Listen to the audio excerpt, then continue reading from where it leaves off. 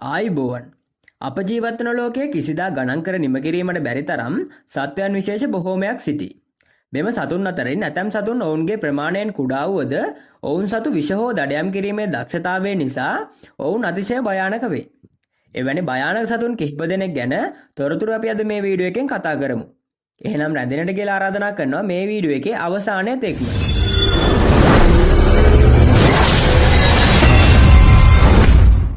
අංක 1 box jellyfish. අද මම ඔයාලට කියන්න යන්නේ ලෝකයේ සාගරවල ඉන්න හරිම පුදුම හිතෙන ඒ වගේම අතිශය භයානක සතෙක් ගැන. ඒ තමයි බොක්ස් ජෙලිෆිෂ්. නැත්තම් පෙට්ටියේ හැඩෙච්ච ජෙලිෆිෂ්. මුලින්ම බලමු ඇයි මොවුන්ට මෙම නම ලැබුණේ කියලා. මොවුන්ගේ ශරීරයේ හරියට පෙට්ටියක් නැත්නම් ගණකයක් වගේ හැඩයක් ගන්නා නිසායි මොවුන්ට මෙම නම ලැබිලා තියෙන්නේ. මේ පෙට්ටියක් වගේ ශරීරයේ පහළ මුළු හතරෙන් අඩි 10ක් විතර දිගට ග්‍රාහක පිහිටලා තියෙනවා. ලෝකයේ ඉන්න විෂ අධිකම සතුන්ගෙන් කෙනෙක් විදිහට තමයි මොවුන්ව සලකන්නේ. මොවුන්ගේ මෙම ග්‍රාහකවල තියෙන විෂ කූරු මගින් ශරීරයට විෂ ඇතුළු වුණාම ඒක කෙලින්ම අපේ හදවතට ස්නායු පද්ධතියට වගේම සමේ සෛල වලට ප්‍රහාර එල්ල කරනවා. විෂ දරුණු විදිහට ශරීරගත වුණොත් මිනිස්සෙකුට විනාඩි කිහිපයක් ඇතුළත මරණය පවා සිද්ධ වෙන්න පුළුවන්. තවත් විශේෂ දෙයක් තමයි සාමාන්‍ය ජෙලිෆිෂ්ලාට වඩා මොවුන් ගොඩාක් වෙනස්. ඒකට ප්‍රධානම හේතුව තමයි මොවුන්ට හොඳින් පෙනෙන ඇස් තිබීම. මොවුන්ගේ ශරීරයේ වටේ ඇස් පොකුරු 4ක් පමණ පිහිටලා තියෙනවා. ඒ කියන්නේ මුළු ඇස් 24ක් පමණ මොවුන්ට තියෙනවා. අනෙක් ජෙලිෆිෂ්ලා වතුරේ පාවෙලා ගියාට පෙට්ටි හැඩි ජෙලිෆිෂ්ලාට පැයට කිලෝමීටර් 7ක පමණ වේගයෙන් පිහින්ලා යන්න උනත් පුළුවන්. මොවුන් වැඩිපුරම දක්නට ලැබෙන්නේ ඕස්ට්‍රේලියාවට උතුරෙන් සහ ඉන්දු පැසිෆික් කලාපයේ තියෙන උණුසුම් මුහුදු තීරවලයි. අංක 2 කොමෝඩෝ මකරා. අපි ඊළඟට බලමු ලෝකයේ ඉන්න දැවැන්ත වගේම ප්‍රචණ්ඩකාරී දඩයම්කරුවෙක් ගැන. ඒ තමයි කොමෝඩෝ මකරා. මුලින්ම කියන්න ඕනේ මූ ලෝකයේ ඉන්න විශාලම කටුස්සා විදියටයි සලකන්නේ. මුන් සාමාන්‍ය අඩි 10ක් විතර දිගට වැඩෙනවා. ඒ වගේම බර කිලෝ 70ක් 80ක් විතර වෙනවා. මොවුන්ගේ පෙනුම හරියට අතීතයේ හිටපු ඩයිනෝසෝරයෙක් වගේමයි. මොවුන්ව ලෝකයේ හැමතැනම දකින්න ලැබෙන්නේ නැහැ. මොවුන් ජීවත් වෙන්නේ ඉන්දුනීසියාවේ තිබෙන කොමෝඩෝ රින්කා ෆ්ලෝරස් සහ පදර් කියන දූපත් කිහිපයක විතරයි. මොවුන් භයානක වෙන්න ප්‍රධානම හේතුව තමයි මොවුන්ගේ කටේ තියෙන විෂසහිත කෙල සහ ඉතාමත් තියුණු දත්. මොවුන් එකපාරක් ගොදුරක් හැපුවොත් ඒ විෂ නිසා ඒ සතා ඉක්මනින් අඩපණ වෙනවා. කොමෝඩෝ මකරාට පුළුවන් Tamanට වඩා කිහිප ගුණයකින් ලොකු මීහරක් වල්ලූරෝ වගේම මුවෝ වගේ සතුන්ව හරිම දරුණු විදියට දඩයම් කරන්න.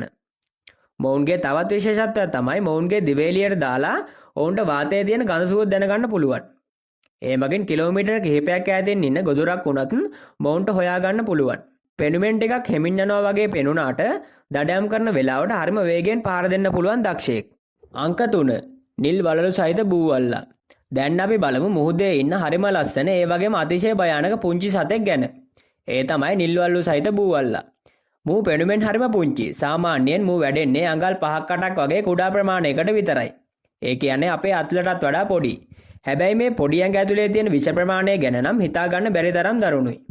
එක පුංචි බූවල්ලෙක් ළඟ තියෙන විෂ වලින් එකපාර වැඩිහිටි මිනිසුන් 26 දෙනෙකු විනාඩි කිහිපයක් ඇතුළත මරන්න පුළුවන්. මුගේ ඇඟේ තියෙන විශේෂත්වය තමයි අනතුරක් දැනුණාම මුළු ඇඟ පුරාම තිබෙන දීප්තිමත් නිල් පාට වලලු තදින් දිදුලන්න ගන්නවා. ඒක හරියට සතුරාට දෙන අවසන් අනතුර ඇඟවීමක් වගේ. මොවුන් වැඩිපුරම දක්නට ලැබෙන්නේ පැසිෆික් සහ ඉන්දියන් සාගරයේ. විශේෂයෙන්ම ඕස්ට්‍රේලියාව සහ ජපානය වට තියෙන කොරල් පර ආශ්‍රිතවයි. හුඟක් වෙලාවට මුහුදු වෙරළේ තියෙන ගල් සිදුරු අස්සේ මොවුන් සැඟවිලා ඉන්නවා. තවත් භයානක දෙයක් තමයි මොවුන් දෂ්ට කළාම ලොකු වේදනාවක් දැනෙන්නේ නැහැ. ඒ නිසා හුඟක් අය දන්නේ නැහැ Tamanට සතෙකු දෂ්ට කළා කියලා. හැබැයි විනාඩි කිහිපයකින් මුළු ඇඟම පණ නැති වෙලා හුස්ම ගන්න බැරි තත්වයකට පත් වෙනවා. දැනට මොවුන්ගේ විෂවලට සාර්ථක ප්‍රතිවිෂක් සොයාගෙන නැති නිසා මොවුන්ව දැක්කොත් කිසිම වෙලාවක අල්ලන්න නම් යන්න එපා. අංක 4 විෂ තුඩැති ගෙම්බා. අපි ඊළඟට බලමු දේදුන්නක තියෙන හැම පාටක්ම වගේ ඇඟේ තියෙන ඒත් හිතා ගන්නටත් බැරි තරම් භයානක සතෙක් ගැන. ඒ තමයි විෂ තුඩැති ගෙම්බා. මුලින්ම කියන්නට ඕනේ මූ පෙනුමෙන් හරිම පුංචි. සාමාන්‍යයෙන් මොවුන් වැඩෙන්නේ අඟල් 1ක් දෙයක් වගේ ප්‍රමාණයකට විතරයි. මොවුන් වැඩිපුරම දක්නට ලැබෙන්නේ මධ්‍යම සහ දකුණු ඇමරිකාවේ තියෙන නිවර්තන වැසි වනාන්තර වලයි. මොවුන්ගේ තියෙන විශේෂත්වය තමයි ඇඟේ තියෙන දීප්තිමත් කහ නිල් රතු වගේ වර්ණ. මේ වර්ණ වලින් මොවුන් සතුරන්ට කියන්නේ මාව අල්ලන්න එපා. මම හරිම විෂයි කියලා. මොවුන්ගේ විෂ තියෙන්නේ ඇඟ ඇතුලේ නොවේ. හැම මතු පිටයි. ඒ නිසා මුව නිකම්ම හරි ඇල්ලුවොත් ඒ විෂ කෙලින්ම අපේ ඇඟට ඇතුළු වෙන්න පුළුවන්. මේ පුංචි ගෙම්බෙක්ගේ හැම මතු පිට තියෙන විෂ වලින් නිරෝගී මිනිසුන් 10 දෙනෙක් වුණත් එකවර මරන්න පුළුවන්. අතීතයේ ඉඳලා දඩයක්කරුවන් Tamanගේ ඊතලව ළඟට මේ ගෙම්බන්ගේ විෂ ගන්න පුරුදු වෙලා හිටියා. මොවුන් මෙච්චර විෂ වෙන්න හේතුව මුන් කෑමට ගන්නා සමහර කුහුඹුවන් සහ කෘමීන් කියලා තමයි විද්‍යාඥයෝ කියන්නේ. ඉතින් වනාන්තරයකදී මේ වගේ ලස්සන ගෙම්බෙක් දැක්කොත් ලස්සනයි කියලා අල්ලන්න නම් යන්න එපා. ඒක ජීවිතේ ලොකු තර්ජනයක් වෙන්න පුළුවන්. අංක 5. ටෙට්සි මැස්සා. අපි සාමාන්‍යයෙන් මැස්සෝ කිව්වම හිතන්නේ කරදරකාරී සතෙක් කියලා විතරයිනේ.